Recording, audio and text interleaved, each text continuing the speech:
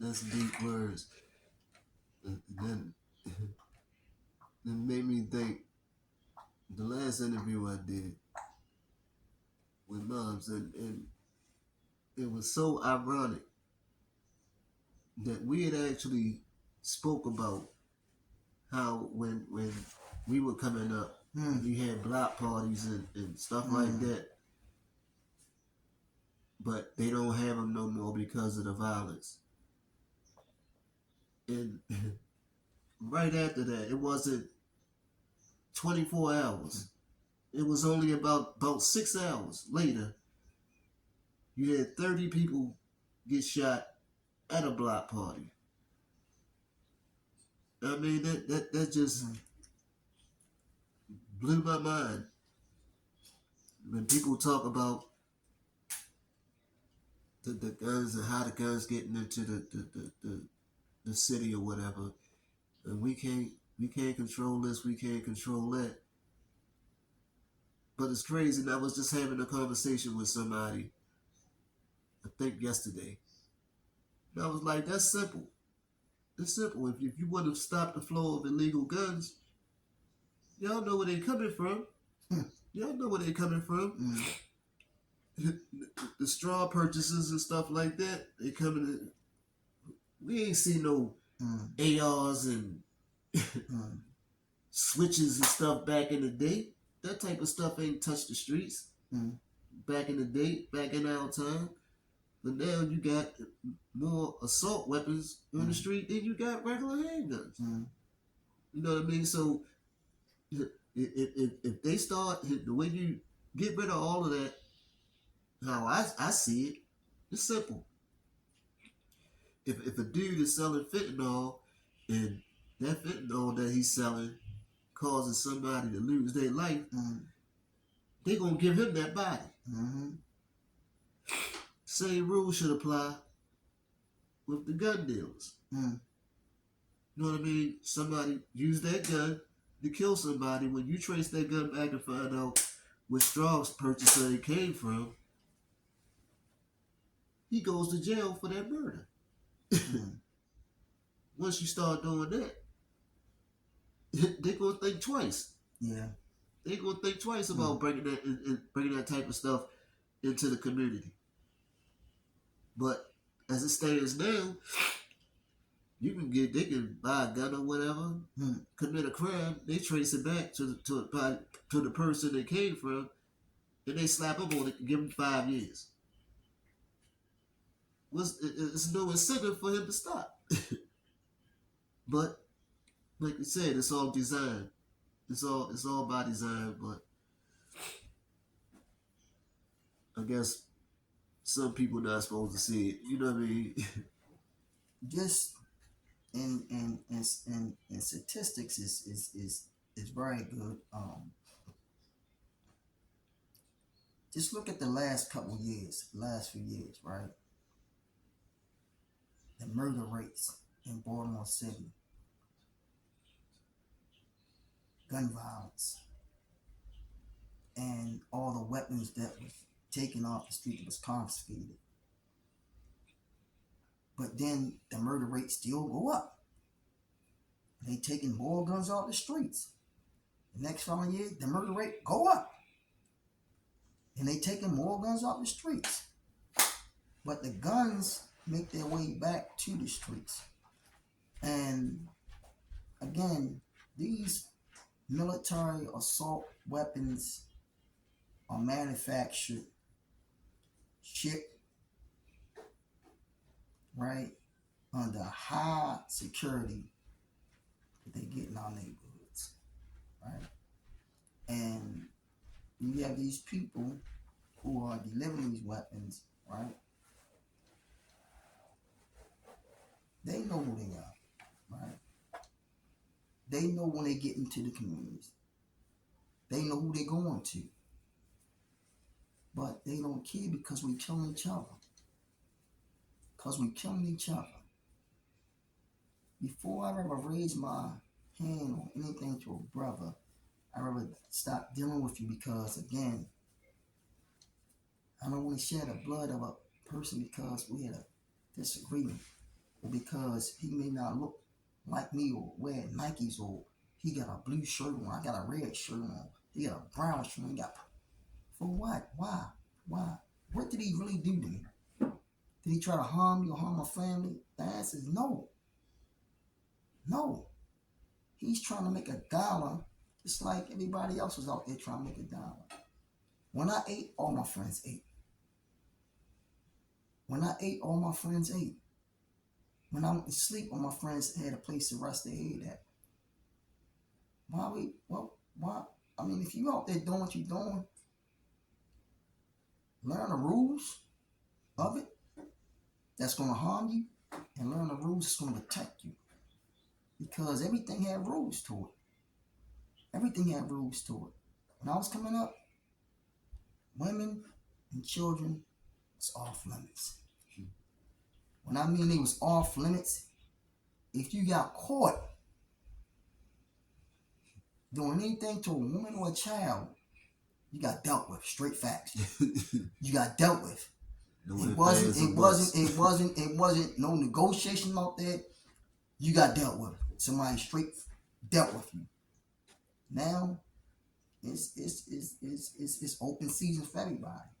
Right? It's open season for everybody. So at what point in time in our life do we ask ourselves this question? What am I trying to do? What's the reason for me to do it? And how can we make a change? And I challenge anybody. I don't care who you are. If you really want to see Baltimore thrive, let's get these young men that's out here on these street corners that's making pennies, get them a job making $15, $17 an hour. Teach them a trade. Teach them a trade. Not just give them a job. Teach them a trade, something they can use their hands with. That's guaranteed to make them money. And watch how we change these corners. Watch me change it. If instead of you incarcerating them, give them an option. Look, I'm not going to incarcerate you, but I'm going to send you to this trade school. You finish this trade school, you're guaranteed to make this money, but we're not going to incarcerate you, and we're going to certify you. You gave them a chance, and we can't argue with that.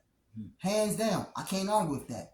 Instead of me sending them to prison, or instead of me putting them to another drug treatment center, let's help educate him. Let's teach him how to use his hand and his mind to make that money. Let's do that. Because it costs the city and the taxpayers less money to send them to school and get them certified in trade than to put them in the prison. The prison costs more. First of all, we got to build the prisons. So that's going to be more tax money that we got to spend. Second, we got to clothe them, house them, feed them, and give them medical. So that's more money. So again, let's give them a trade. Teach them a trade. There's plenty of things. All these abandoned buildings around here, they need to be fixed up. All these buildings, all these vacant houses, these lots, give them a trade. I'm one of the ones that went to ABC, Associated Builders Contract. I got certified and I've been good ever since. Not only did I work my job, I know how to use my hands. I know how to do flooring, I know how to do walls, I know how to do plumbing. So again, I learned that. I learned it from going through Associated Builders Contract in school. I got certified. I was going there every day, faithfully. They gave me a little stipend, took my little money, I got me a little lunch, went down there, and I was there on time every day. Class was located on Madison and Wolf Street, right off that little corner right there. I was there every day. Graduated from the class. City job, Fort Meade. City never lay off. I took the city job. I never looked back. Right now today, I never ever look back. So again, you have an option to say what you want to do with your life, or you can stick out there and let somebody use you as a guinea pig. I don't want to be nobody's guinea pig. I don't want to be no experiment. I don't want to be nobody's revolving door that doesn't benefit me every time I go inside of it, but it benefits everybody else. So you just like the hamster, get off the wheel, I'm tired, get back on the wheel, get off the wheel again, get back on the wheel. Nah, you ain't going nowhere. Where you going at? Where's your destiny? What the destiny look like that you trying to travel to? where you really want to travel to? You ain't going away. So if you do what I said, then you'll have a purpose and a plan, and you'll find a destination to get to where you need to go to. Because your skills have put you there. Your mindset put you there. So take it and run with it. If you really want to do it, they have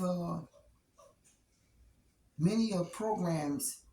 I went to another one that was on Redwood. It was the Goodwill Industrial Program.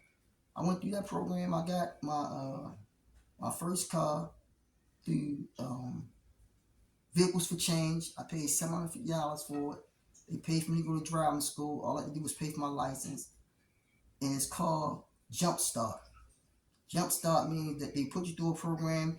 You learn how to use your hands for your skills. And then they give you your tools. They give you your tools so you can have it to go on. They give you OSHA certification. And then they give you CPR certification. So you come into a job on a work site, you got your tools, you got a vehicle, you got OSHA and CPR. You hired. You hired. Yeah, you go. You hired. Soon as they say you got all this, you hired. Come on. You go in that door before everybody else. So I'm saying, so there's many programs out here. I mean, if y'all want it, man, let's get busy. I mean, I'm out here for the public. I'm out here for the people. It ain't about me no more. I done did it, lived it. It's about the people. Let's try to revamp. Let's try to re-educate our people so we realize, man, each one teach one. Put your hand on the reach and grab your brother up. If your brother's falling and you say, yes, I'm my brother, keep him, you pull your brother back up. The only way you can pull your brother back up is if you are, first of all, you straight, and you pull your brother back. I say, man, look, man, that's a better way. I'm living proof of it. Let him or her, men or women, see your footprints in that dirt. I can go through any neighborhood around here, east, west, north, anyone, and I'm good. And I'm not tough. I'm not at all. I just know how to relate and figure my way through stuff. And understand, man, this brother is my brother. Even though he got different, that's my brother. That's my brother. And I'm never going to be scared of him. And I'll never want him to be scared of me. Because I'm not coming to bring you no harm. I'm coming to try to uplift you, to put you in a better situation than I am in. Because if I can get you to see yourself as doing better than me, then you're going to take that chance of a great opportunity. You're going to take that chance of a great opportunity. So this is how we help one another. I don't want you to do what I do. I want you to do better. I want you to do better. Then I'll say, man, that brother made it, man. Look at him. Shining. That's where we at with this thing, man. Let's figure out how we can help one another and stop the killings, man. Anybody can pull that trigger.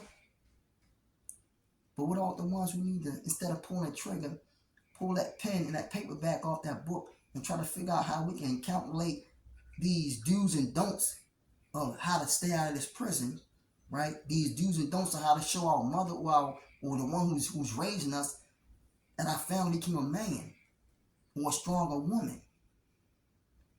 And show them how we can do that. It means a lot to people, man, when they say, man, look at him. He changed. Well, she changed. It means a lot. And especially if you have children or you have siblings that look up to you. The tough man is not the man who can pick somebody up and slam them on the ground.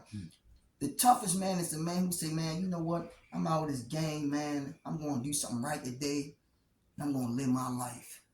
And I'm going to struggle until I get it together. That's me. I did that. I fought myself every day and I fight myself every day. People say crazy stuff. I'm like, you're almost. But I say, you know what? No, I'm not. I'm going to smile about it and realize I got something to live for. Because if you don't, you're going to find yourself in another situation. I don't want to be in that kind of situation no more. I lived it. I'm done with it. I'm done with it. It's not an issue for me. It's not, again, I'm not scared. It's the fact I want to live. L-I-V-E, I want to live. I want to live. And I want to do it every day that I'm able to breathe. Do it on the outside way as though I can, quote unquote, have my freedom to be able to move as I freely want to and share with my family and those who love me. Yeah.